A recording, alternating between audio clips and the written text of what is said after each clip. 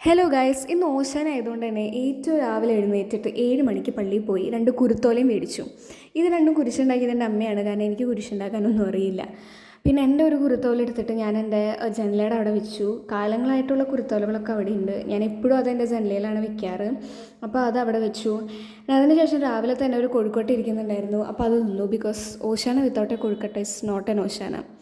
പിന്നെ ഇത്രയും പാത്രങ്ങൾ നമുക്ക് കഴുകാനുണ്ടായിരുന്നു. എന്താ ഇത്ര പാത്രങ്ങൾ എന്ന് ചോദിച്ചു കഴിഞ്ഞാൽ, എൻ്റെ അമ്മച്ചിയുടെ 11 ഇന്നലെ. സോ അതിൻ്റെ ഫുഡൊക്കെ വന്നിട്ടുള്ള കുറച്ച് പാത്രങ്ങളായിരുന്നു അത്. അപ്പോൾ അതിരുന്ന് ഫുള്ള് കഴുകലായിരുന്നു.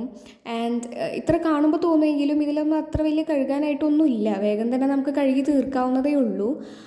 അപ്പോൾ അത് ഇരുന്ന് ഇങ്ങനെ കഴുകുമായിരുന്നു. ആൻഡ് എനിക്ക് ഏറ്റവും സാറ്റിസ്ഫൈങ് ആയിട്ട് തോന്നുന്ന ഒരു പണിയാണ് ഈ ഒരു പാത്രം കഴുകുക എന്ന് പറയുന്നത്. കാരണം അത് നമ്മളിങ്ങനെ ആദ്യം സോപ്പിട്ട് വെച്ച് ഇങ്ങനെ വെക്കും, എന്നിട്ട് അതിന് ശേഷം നമ്മൾ എല്ലാം കൂടിയിട്ട് അവസാനം വെള്ളത്തിൽ കഴുകുമ്പോൾ അത് നമുക്ക് കാണുമ്പോൾ ഒരു സാറ്റിസ്ഫാക്ഷൻ കിട്ടുമല്ലോ.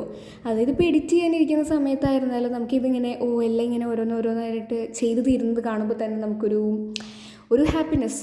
സോ അത് മൊത്തം അങ്ങനെ കഴുകി വെച്ചു. പാത്രമെല്ലാം കഴുകി വെച്ചതിന് ശേഷം ഞാൻ ആ കൗണ്ടർ ടോപ്പൊക്കെ നന്നായിട്ടൊന്ന് തുടച്ചിട്ടു.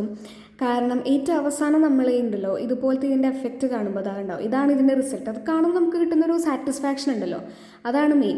എന്നാൽ അതിന് ശേഷം റൂമിൽ പോയപ്പോൾ ടേബിളിൽ നിറച്ച് സാധനങ്ങളൊക്കെ ആയിരുന്നു. അതൊന്ന് കറക്റ്റായിട്ടൊന്ന് ഒതുക്കി വെച്ചു. വൃത്തിയുടെ ഒന്നും ആയിരുന്നില്ല, ഇരിക്കേണ്ട സ്ഥലത്ത് സാധനങ്ങൾ ഇരുന്നില്ല. അപ്പോൾ അതൊന്ന് വേഗം ഞാൻ ഒതുക്കി വെച്ചു. ആൻഡ് പത്രം വായിക്കാമെന്ന് വിചാരിച്ചു.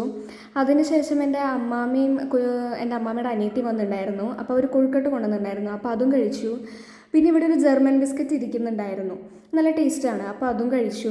ആൻഡ് പുറത്ത് പോയിട്ട് എൻ്റെ ചെടികൾ അവിടെ ഇരിക്കുന്നുണ്ട്. അപ്പോൾ അവർ കുറച്ച് കാലമായി വെള്ളം കണ്ടിട്ട്, അപ്പോൾ അവർക്ക് ഞാൻ വെള്ളം ഒഴിച്ച് കൊടുക്കാമെന്ന് വിചാരിച്ചു. ഇവർക്ക് ലോ മെയിൻ്റനൻസ് ആണ്, ഇവരൊക്കെ കുറച്ചേ കുടിക്കുള്ളൂ. അപ്പോൾ ഗൈസ്, ഇന്ന് ഇത്രയേ ഉള്ളൂ.